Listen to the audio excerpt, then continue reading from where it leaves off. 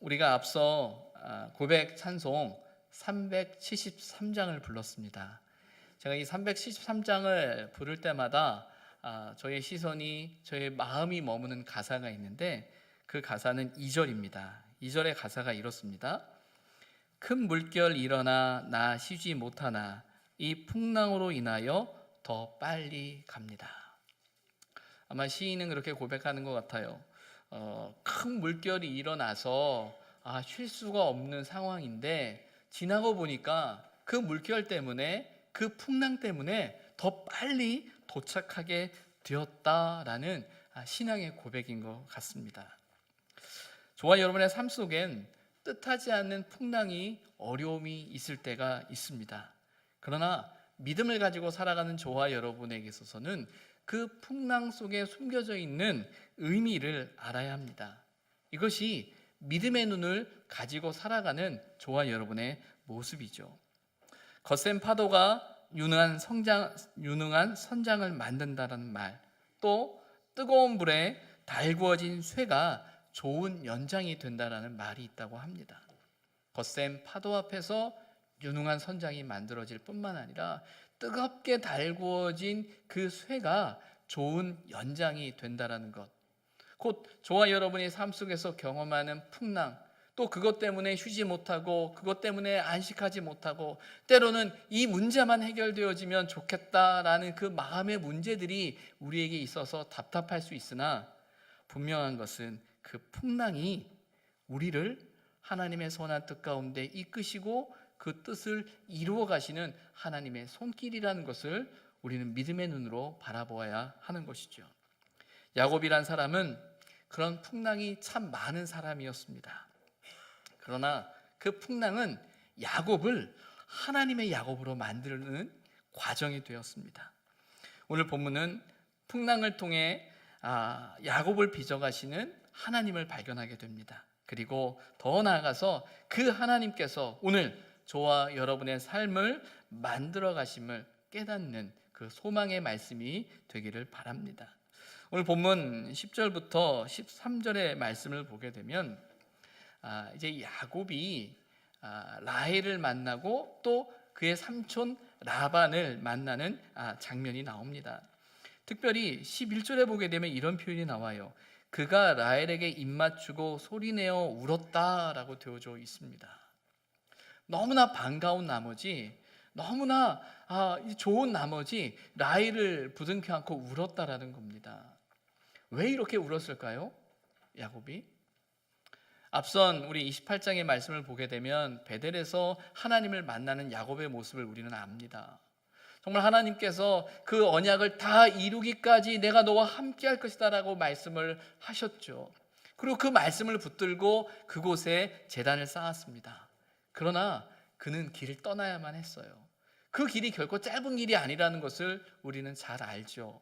이 브엘세바에서 바단 아람까지 하란이라는 길은 예전에 그 엘리에셀이 그 이삭의 아내 리브가를 구하기 위해, 아내를 얻기 위해 걷던 걸음이었고, 또 아브라함이 걸어왔던 걸음이었음을 우리는 잘 알죠. 최소한 20일, 길게는 30여 일이라는 긴 여행의 여정이 필요한 길이었어요. 야곱도 하나님의 말씀을 붙들었지만 그가 떠나야 할 길이 있었기 때문에 오랜 시간을 떠난 것입니다. 그리고 오늘 이 본문에 이르게 된 거예요. 막막했던 그 삶의 상황들, 이제 앞으로 어떻게 살아가야 될 거라는 고민들, 무엇보다 그곳에 가면 삼촌 라반이 있다는 이야기를 듣고 출발은 했지만 한 번도 가보지 않은 길이기 때문에 어떻게 하는가라는 그 걱정을 하고 투벅투벅 걸어왔던 이 30여일의 길 속에서 이제 말 그대로 라반의 딸인 라헬을 만났을 때 그 마음에 안도의 마음이 있었겠죠. 이제 내가 제대로 찾아왔구나. 이제 됐구나. 이제 내가 좀 숨 좀 돌릴 수 있겠구나 라는 생각이 그의 마음이 있었던 것 같아요. 그리고 그 마음의 두려움과 염려와 걱정이었던 그 마음이 눈물로 바뀌어서 오늘 울고 있는 장면이 나옵니다. 그리고 이어지는 14절에 보게 되면 라반이 야곱을 향해서 너는 참 내 혈육이로다 라는 말을 하고 있음을 봅니다. 라반이 야곱을 통해서 모든 이야기를 다 듣게 되었어요. 그 집에서 어떤 일이 있었는지, 그래서 자신이 왜 떠나와야 했는지, 그리고 어떻게 여기까지 왔는지 그 모든 이야기를 다 들었습니다. 그 이야기를 들었을 때 라반이 하는 말이 넌 참 내 혈육이로다 라고 고백하고 있어요. 이 말이 어떤 의미일까요? 이 말을 야곱이 들었을 때 어떤 느낌이었을지 여러분 상상이 되십니까? 이 내 혈육이다라는 이 말은 피부치다, 내 가족이다, 내 식구다라는 말이거든요. 사실은 야곱에게 있어서 피부치, 정말 식구는 여기 있는 것이 아니라 브엘세바에 있잖아요. 그의 아버지 이사, 어머니 리브가, 그의 형 에서, 그리고 자신, 그게 정말 그들의 가정이었고 가족이었단 말이에요.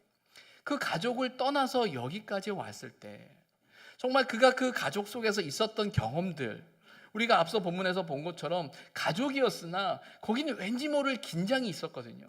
왠지 모르게 편이 나눠져 있는 것 같고, 무언가 자신이 얻는 것을, 자신이 무언가를 이루기 위해서 아버지를, 형을 속여야만 했던 자신의 모습 속에서 가족이긴 하나 그 마음에 긴장이 있었어요. 또 믿을 수 없었어요. 신뢰할 수 없었어요. 그래서 어머니 말을 들었던 그 야곱의 모습을 기억합니다. 그리고 그런 긴장 때문에 자신의 목숨을 지키기 위해서 이렇게 떠나야만 했던 자신의 모습을 알고 있는 야곱에게 있어서 자신의 모든 이야기를 다 했을 때 라반이 너는 내 혈육이로다 라는 그 말을 들었을 때 야곱의 마음에는 기쁨이 있었을 거예요. 무엇보다 그 마음에는 믿음이 생겼을 거예요. 그리고 그 마음에는 평안함이 있었을 거예요. 말 그대로 우리 삼촌 라반은 믿을 수 있겠구나. 내가 이곳에서는 이제 평안할 수 있겠구나. 내가 이곳에서는 좀 안정되게 지낼 수 있겠구나. 내가 이제 다시 시작할 수 있겠구나라는 그런 안정감이 들었다라는 것이죠. 아까 우리 기도하시면서 우리 주집사님께서도 이제 통일에 대한 이야기를 기도를 하나 해주셨는데, 아마 올 연말 돼서 2018년을 정리하면서 몇 가지 이제 사건에 대한 이야기를 할 때 반드시 빠지지 않는 이야기는 이걸 겁니다. 판문점에서 남북 정상이 만난 이야기죠. 그 남북 정상이 만나는 장면을 TV에서 이렇게 중계를 하면서 아나운서가 했던 말 중에 하나가 무엇이냐면 이 남북 정상회담은 통역이 필요 없는 정상회담입니다 라고 이야기하는 거예요. 왜 통역이 필요 없습니까? 같은 말을 쓰니까. 이 말은 어떤 말이에요? 같은 역사적인 배경을 갖고 있고 같은 뿌리라는 개념을 갖는 거죠. 그것이 주는 감동이 있었어요. 비록 분단이라는 아픔이 있고 나뉘어졌다라는 이 아픔의 현실은 있지만, 그래 우리가 한 가족이지, 한 형제지, 같은 민족이지라는 어떤 그런 마음이 주는 마음의 감동이 있었거든요. 아마 야곱도 그런 감동을 느끼는 거예요. 여기에 내 혈육이, 내가 믿을 수 있는 사람, 내가 의지할 수 있는 사람, 그분이 있구나 라는 생각을 갖게 된 것입니다. 그리고 이제 내가 다시 시작할 수 있겠구나 라는 그 마음을 갖게 되고 삶의 터전을 갖게 되는 것입니다. 그러면서 이런 그 야곱을 바라보면서 야곱이 열심히 이제 일을 한 것 같아요. 한 달 정도 지나고 나니까 라반이 어떻게 네가 조카이긴 하고 나의 피부치긴 하지만 네가 그렇게 품삯도 안 받고 일하는 것은 마땅치 않은 것 같다라고 하면서 내가 어떻게 너희 품삯을 주면 좋겠냐라고 묻습니다. 그때 야곱의 대답이 18절에 이렇게 이야기하죠. 야곱이 라헬을 더 사랑함으로 대답하되 내가 외삼촌의 작은 딸 라헬을 위하여 외삼촌에게 7년을 섬기리이다. 만약에 당신께서 나에게 품삯을 주신다면 다른 것보다 당신의 딸 라헬과 결혼하게 해주십시오. 내가 그녀를 위해서 7년을 당신을 위해 봉사하도록 하겠습니다 라고 이야기를 하고 있는 겁니다. 야곱이 라반에게 이렇게 그 라헬을 사랑하기 때문에 내가 라헬과 결혼하기 위해서 이렇게 하겠다라는 그것은 그가 가지고 있는 어떤 심리적인 상태를 이야기하는 거예요. 이 말은 뭐냐면 그가 안정을 찾고 있는 겁니다. 그리고 이제 내가 다시 이제 무언가를 시작할 수 있을 것 같은 생각을 그가 가진 거예요. 마음의 여유가 생긴 거죠. 마음의 여유가 생기니까 사랑하게 되는 거예요. 눈에 들어오는 거예요. 막 마음에 쫓기고 내가 어떻게 살아야 될지 정말 하루하루가 이 조급하고 긴장과 위협 가운데 있을 때는 사실은 이런 마음이 들기 어렵습니다. 그런데 내가 라헬과 결혼할 수 있도록 해주시고 내가 이를 위해서 7년을 봉사하겠다는 말은 그 마음에 믿음, 그리고 안정감, 그리고 평안함이 그의 마음에 있는 거예요. 또한 이어지는 20절을 보게 되면 야곱이 그를 사랑하는 까닭에, 라헬을 사랑하는 까닭에 7년을 며칠같이 여겼다. 그냥 7년이 7년으로 느껴지지 않은 거예요. 수일같이 여긴 거죠. 삶의 의미가 생긴 거예요. 삶의 목적이 생긴 거예요. 내가 그녀를 위해서 살아간다면 이거 너무나 행복한 일이다라는 생각을 갖게 되는 거고, 내가 열심히 하겠다라는 어떤 그런 삶의 의욕과 새로운 삶의 출발을 본문에서 그리고 있습니다. 근데 중요한 건 성경에서 이렇게 딱 끝났으면 좋겠어요. 그래서 야곱이 잘 살았다. 얼마나 좋겠습니까? 근데 문제는 이어지는 21절 이하의 말씀이 있습니다. 21절에 보게 되면 이렇게 말합니다. 이제 야곱이 때가 돼서 라반에게 내 기한이 찼으니 내 아내를 내게 주소서, 내가 그에게로 들어가겠나이다. 야곱의 표현법 중에 하나가 뭐냐면 자신을 많이 강조해요. 내 기한이 찼고 내 아내를 내게 주소서라고 말하고 있어요. 내 기한이 찼다라는 말이 뭐예요? 당신과 약속했던 7년의 시간을 다 갖고 내가 아내를 얻을 만큼 수고했고 마땅한 내 노력이 있었기 때문에 내가 아내를 요구하는 것은 정당한 것이다라는 그의 고백이겠죠.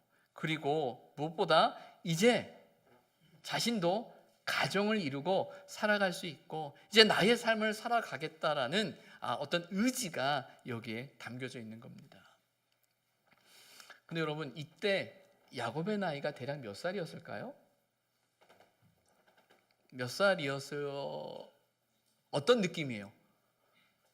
많아야, 이런 느낌이라고 그러면 많아야 40 정도였지 않았을까라는 생각을 가지겠지만 그건 우리 느낌이지요. 대략 한 77세에서 80세 넘는 나이였을 겁니다. 그렇다고 해서 그때와 오늘이 같다라고 생각하시면 안 됩니다. 내 나이 아직 한참이구나 라는 것이 아니라 대략 생각해 보면 그렇죠. 이삭이 야곱과 에서를 낳은 나이가 몇 살이에요? 이삭은 40세에 결혼했고요. 20년 동안 아이가 없었어요. 그래서 쌍둥이를 낳은 게 60입니다. 그리고 창세기 27장에서 이삭이 에서에게 내가 복을 주게 축복하겠다라고 말했을 때 그때 제가 말씀드렸던 그 이삭의 나이가 한 120에서 130이라고 말씀을 드렸습니다. 그러니까 이삭과 야곱과 에서의 나이 차이는 한 60세 정도 계속 나는 거예요. 그러면 그때 당시가 한 130이라고 기준을 두게 되면 60을 빼게 되면 70입니다. 70인데 이제 야곱이 그 집을 떠나서 밧다나람에 이르러서 7년 동안 일을 했어요. 그럼 몇 살이에요? 77세. 80세까지 되는 나이예요. 당연히 가정을 이루었어야죠 라고 지금은 생각할 수 있겠으나 여하튼 이 야곱의 마음은 이제는 내 때가 됐다. 이젠 가정을 이룰 때야. 이젠 내가 당연히 그래야지라는 어떤 생각이 있었을 겁니다. 또 무엇보다 자, 이제 빨리 결혼해서 어디로 가야 돼요? 아버지한테 가야죠. 어머니한테 가야죠. 왜? 어머니가 그러라고 보냈으니까. 7년이라는 시간이 지났으면 이제는 형의 마음도 좀 풀렸을 거고 갈 수 있을 거야라는 어떤 그런 기다림이 그에게 있었을 거라는 거죠. 근데 문제는 인생이 자기 마음대로 자기 뜻대로 되지 않는다라는 겁니다. 이어지는 22절과 23절의 말씀을 보게 되면 이 결혼식 잔치자리에 잔치를 하고 이제 결혼식을 마치고 아침에 눈을 떠보니 옆에 누가 있는 거예요? 누가 있어야 되는 겁니까? 누가 있어야 되는 거예요? 혹시 처음부터 레아라고 생각하시는 분은 아무도 없죠? 반드시 라헬이 있어야 되는 거예요. 그게 맞는 거예요. 눈을 떠봤더니 누구예요? 레아였던 거예요. 그의 마음이 어땠을 것 같아요? 아니 어떻게 이런 일이 있지? 어떻게 이럴 수가 있지? 어떻게 우리는 이런 생각도 할 거예요. 어떻게 모를 수 있지? 라는 생각도 가질지도 모르겠어요. 근데 어쨌건 이런 일이 일어난 겁니다. 이런 일이 일어난 거예요. 너무 황당해서 삼촌에게 따집니다. 아니 어떻게 나를 이렇게 속일 수 있습니까? 라고 이야기를 해요. 근데 문제는 그 삼촌 라반이 전혀 감정에 동요 없이 이렇게 이야기해요. 우리 지방에서는 동생이 언니보다 먼저 시집가는 경우는 없어 라고 말하는 거예요. 어떤 말이에요? 당연히 언니가 먼저 시집가야지 라는 거죠. 그러면 진작 말을 했어야죠. 그런 거라고. 말은 안 하고 그날 밤에 바꿔버리면 어떡합니까? 라반이 이야기하는 거는 야곱이 라반에게 말하기를 왜 외삼촌이 나를 속이십니까? 라는 그 말은요, 어떤 면에서는 앞에 너는 내 혈육이로다라는 그 말 속에 정말 그 피부치가 갖는 신뢰와 믿음이 어떻게 삼촌이 나를 속일 수 있습니까? 라는 말은 모든 것이 깨지는 말이에요. 믿었는데, 삼촌을 믿었는데 어떻게 이런 일이 있을 수 있느냐라고 이야기하는 거죠. 그러면서 라반이 하는 말이 내가 라헬과 결혼하길 원하면 내가 또 나를 위해서 7년을 일해야 한다라고 이야기합니다. 물론 성경에 보게 되면 7년을 일한 다음에 라헬과 결혼하는 것이 아니라 7일이 지나고 나서 이제 결혼하고 또 7년 동안 일하는 장면이 나오지요. 인생을 살아가면서 정말 내 뜻대로, 내 생각대로, 내 계획대로, 내가 원하는 대로 된다면 얼마나 좋겠어요. 그런데 그렇게 되는 경우들은 많지 않은 것 같아요. 야곱의 마음은 내가 7년을 다 했으니 이제는 내 마음대로, 내 뜻대로 내가 무언가 할 수 있어라는 어떤 자신감이 그에게 있었을 거예요. 기대가 있었을 거예요. 이제 끝났으니 무언가 할 수 있을 거라는 생각을 가졌을 거예요. 바로 그때 뜻하지 않는 어려움이 생깁니다. 종종 영화를 보다 보면, 특별히 조폭 영화 같은 걸 보다 보면요, 이런 스토리가 있어요. 조폭 생활을 하다가 이제는 손을 씻었어요. 씻어서 이제 잘 살려고 애쓰는데 또 정말 사랑할 수 있는 여인을 만났단 말이에요. 그래서 이제 정말 행복하게 살아갈 수 있을 거라는 찰나에 어떤 일이 벌어집니까? 꼭 다시 주먹을 쓰게 되는 일이 만들어지죠. 그런 걸 볼 때마다 영화를 보면서 왜 저런 일이 있을까라는 생각을 하는데, 사실은 그런 이야기는 그 영화 속에만의 이야기가 아니에요. 우리의 삶 속에도, 저와 여러분의 삶 속에도 그런 이야기가 있어요. 그렇잖아요. 이것만 끝나면, 이 일만 끝나면, 이 일만 잘 되면, 이런 어떤 기대를 가지고 내가 여기까지 왔는데 전혀 예상치 못한 일이 벌어지는 거죠. 전혀 생각지 못한 일이 벌어지면서 도대체 어떻게 해야 돼? 라는 그런 절박함이, 답답함이, 때로는 깊은 한숨과 낙심밖에 할 수 없는 삶을 경험할 때가 있다라는 겁니다. 있다라는 거예요. 이어지는 우리가 30절 말씀 우리가 함께 읽도록 하겠습니다. 30절입니다. 야곱이 또한 라헬에게로 들어갔고 그가 레아보다 라헬을 더 사랑하여 다시 7년 동안 라반을 섬겼더라. 어쩔 수 없죠. 라헬과 결혼하려면 다시 7년을 일해야 하는 상황이 되었어요. 인간적인 눈으로 우리가 바라볼 땐 참 억울하고 답답하겠다, 참 속상하겠다라는 이해와 공감이 듭니다. 그런데 우리는 알죠. 이게 끝이 아니라는 것을. 성경 전체적인 맥락 속에서, 또 야곱이라는 인생의 그의 맥락 속에서 이 사건이, 이 일이 어떤 일인지 우리는 압니다. 무엇보다 이 일을 누가 이끌고 있는지, 이 일을 누가 붙들고 있는지 우리는 알아요. 누가 붙들고 있는 거죠? 누가 붙들고 있는 겁니까? 하나님이 붙들고 계시는 거예요. 사실 야곱의 일이기 때문에 우리는 하나님이 붙으신다고 말해요. 그런데 여러분, 만약에 이 일이 내 일이면, 저와 여러분의 일이면 그래도 하나님이 붙으신다고 말할 수 있겠어요? 그게 믿음입니다. 그게 저와 여러분의 삶 속에 고백되어져야 할 고백인 거예요. 인간적인 눈으로는 억울하고 원통하고 속상하고 답답하고 할 말이 없어요. 의미가 없어요. 정말 이게 나의 삶의 전부처럼 여겨졌던 건데 그것이 송두리째 무너지고 뜻하지 않는 그 삶을 살아야 한다는 것 자체는 그에게 깊은 절망과 낙심을 줄 수밖에 없습니다. 그러나 믿음의 눈으로 바라본다는 것은 그 상황 속에 현실만을 바라보는 것이 아니라 그곳에 계시는 하나님의 손길을 고백할 수 있어야 되는 거죠. 야곱이 이 일을 경험하면서 누구의 마음을 이해할 수 있었을까요? 누구의 마음을 경험할 수 있었을까요? 네? 누구의 마음이 경험됐을까요? 아마 그의 형 에서의 마음이 경험됐을 거예요. 에서도 마찬가지였어요. 아버지 이야기만 듣고 그래 아버지를 위해서 내가 짐승을 잡겠다라는 생각 때문에 사냥 갔다 왔는데 말도 안 되는 일이 벌어진 거 아닙니까? 상상도 할 수 없는 일이 벌어진 거 아니겠어요? 동생이 자기 행세를 하고 축복을 받았다는데 이게 말이 됩니까? 그 마음이 어떻겠어요? 아마 야곱은 이 경험을 하면서 그 느낌을 알았을 거예요. 아, 이게 이런 거구나.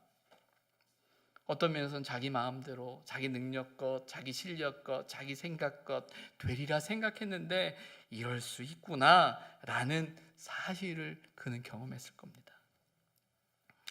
우린 이것을 바라보면서 하나님께서 야곱을 훈련하신다라고 우리는 고백해야 하는 거예요. 어떻게 훈련하세요? 이 30절에 나와 있는 말씀처럼 다시 7년 동안이라고 되어져 있어요. 이 말은 무엇이냐면 야곱의 삶 속에 시간의 훈련을 하고 계시는 거예요. 다시 7년이래요.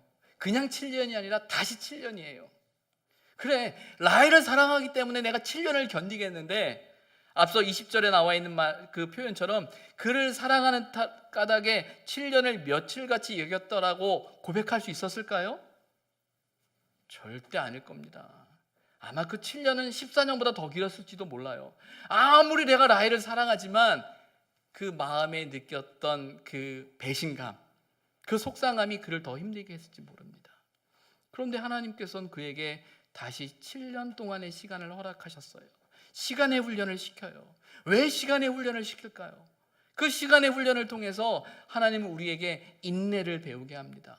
무엇보다 하나님의 일하심, 하나님의 주권자가 되심, 하나님의 이끄심이라는 하나님의 뜻을 이루는 그 기다림을 경험하게 하시는 거예요. 여러분은 어떻죠? 우리는 어떻죠? 저와 여러분의 삶 속에 기다림이 필요하죠? 기도하는데 하나님 앞에 구하는데 깊은 인내가 필요하죠? 때로는 하나님 어디까지입니까? 언제까지입니까? 라는 그 산식의 기도가 우리에게 있잖아요. 하나님은 그 시간을 통해서 저와 여러분의 심령을 만지시는 겁니다. 내가 하는 거야. 내가 할 거야. 너를 통해 내 뜻을 이룰 거야 라고 하나님의 말씀하시는 음성이 그의 시간의 훈련 속에서 그를 빚어가고 계신다는 거죠. 그리고 라반을 섬겼더라 라고 되어져 있습니다. 이것은 관계의 훈련이에요. 관계의 훈련. 라반을 바라보는 그 눈이, 라반을 바라보는 그 마음이 평안했을까요? 좋았겠습니까? 말이 섬기는 거지 그 마음이 어떻겠어요? 근데 하나님은 그렇게 하셨어요. 그렇게 하라 하셨어요. 그렇게 하게 하셨어요. 얼마나 괴로웠겠습니까? 그런데 아마 야곱은 그 라반을 바라보면서 자신의 상황을 바라보면서 라반을 통해 누구를 보았을까요? 누구를 보았을까요? 자신을 보았겠죠. 내 모습을 보았겠죠. 내가 어떤 사람이었는지, 내가 어떻게 했는지 보았을 겁니다. 우리는 종종 사람들과의 관계 속에서 관계의 어려움을 가질 때가 있거든요. 또 어떤 사람 때문에, 누구 때문에 힘들다라는 생각을 가질 때가 있어요. 그런데 여러분, 냉철하게 보면요, 내가 미워하고 내가 긴장하고 내가 뭔가 불편하다고 생각하는 그 사람의 모습 속에 참 인정하기 싫지만 내 모습이 있어요. 그의 말 속에 내 말이 있고요, 그의 행동 속에 내 행동이 있고요, 그의 감정 속에 내 감정이 있다니까요. 참 인정하고 싶지 않은데 그게 있어요. 그럼 뭐해요? 그 모습을 바라보면서 어떻게 해야 되는 겁니까? 내 자신을 비춰야죠. 내 자신을 고쳐야죠. 내 자신의 연약함을 깨달아 알고 내 자신이 고쳐져야 되는 거예요. 어떤 면에서 라반을 섬기는 그 관계의 훈련 속에서 하나님은 야곱의 그 연약함을 만지시는 겁니다. 그의 모난 부분을 만져가시는 거예요. 그가 자신의 힘과 자신의 능력과 자신의 생각대로 살아가는 것이 아니라 하나님의 능력과 하나님의 은혜와 하나님의 뜻을 이루는 삶이 되기 위해 그의 심령이, 그의 영혼이 만져져야 되는 거예요. 하나님은 그 관계의 훈련을 통해서 그를 만지시는 거죠. 야곱을 만지시듯 하나님께서 저와 여러분을 만지실까요? 안 만지실까요? 만지고 계십니다. 우리는 그 사실을 믿어야 하는 거예요. 그래서 혹자는 이런 걸 가리켜서 뭐라고 이야기하냐면, 나를 너무나 힘들게 하고 괴롭히는 그를 바라볼 때 그냥 천사라고 생각하라고 얘기합니다. 왜? 그 사람이 나를 돕고 그 사람 때문에 내가 정말 더 인간다워지고 사람 되어져 가는 거니까 차라리 그렇게 생각하는 게 속 편하다라고 말하기도 해요. 근데 하나님은 그렇게 저와 여러분의 삶을 만져가시고 빚어가신다는 겁니다. 저와 여러분의 신앙의 삶 속에 있어서 시간과 관계의 훈련은요, 하나님의 역사를 이루는 과정 가운데 우리가 감당해야 할 필수 과목이에요. 선택이 아니에요. 필수예요, 필수. 그리고 그 필수의 시간을 통해서, 그 과목을 통해서 우리가 하나님의 일하심을 경험하고 하나님의 이끄심을 고백하게 되고, 또 하나님께서 나를 빚어가시고 훈련시키시고 하나님의 뜻을 이루는 그 삶의 자리로 이끄신다는 사실을 우리는 알아야 한다는 것입니다. 하나님은 야곱을 그렇게 빚어가시고 계셨습니다. 참 힘든 시간의 훈련을, 그리고 관계의 훈련을 통해 자신을 보게 하셨어요. 그리고 자신을 바라봄을 통해서 반복되는 실수가 되지 않도록 그를 붙들고 계심을 보게 된다는 것입니다. 혹 저와 여러분의 삶이 오늘 본문에 나오는 이 야곱처럼 너무나 황당하고 너무나 정말 뭐라고 설명할 수 없는, 어처구니 없는 어떤 삶의 상황이 나를 힘들게 하고, 때로는 너무나 오랜 기다림이, 때로는 어떤 관계의 문제 때문에 나를 지치고 내가 너무 괴롭다면, 그래서 고통의 시간을 보낸다라고 생각한다면 그 시간이 단지 의미 없는 어떤 그런 시간이 아니라는 사실을 깨달아야 합니다. 하나님은 그 시간을 통해서 우리 자신을 돌아보게 할 뿐만 아니라 하나님을 온전히 의지하게 하십니다. 우리의 걸음을 하나님의 선한 뜻 가운데로 하나님을 신뢰하며 의지하는 그 길로 걸어가게 하신다는 거예요. 그래서 그 시간과 그 관계는 저와 여러분을 하나님이 기뻐하시는 모습으로 빚어가시는 하나님의 손길이란 사실을 믿음으로 고백해야 하는 것입니다. 하나님의 일하심을 믿으십니까? 하나님이 저와 여러분의 삶 가운데 함께 하심을 믿으십니까? 그 하나님께서 오늘 시간의 훈련을 통해, 관계의 훈련을 통해 저와 여러분을 빚으실 겁니다.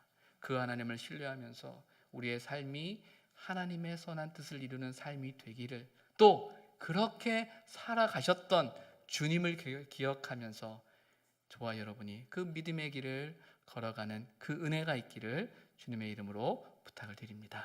기도하겠습니다.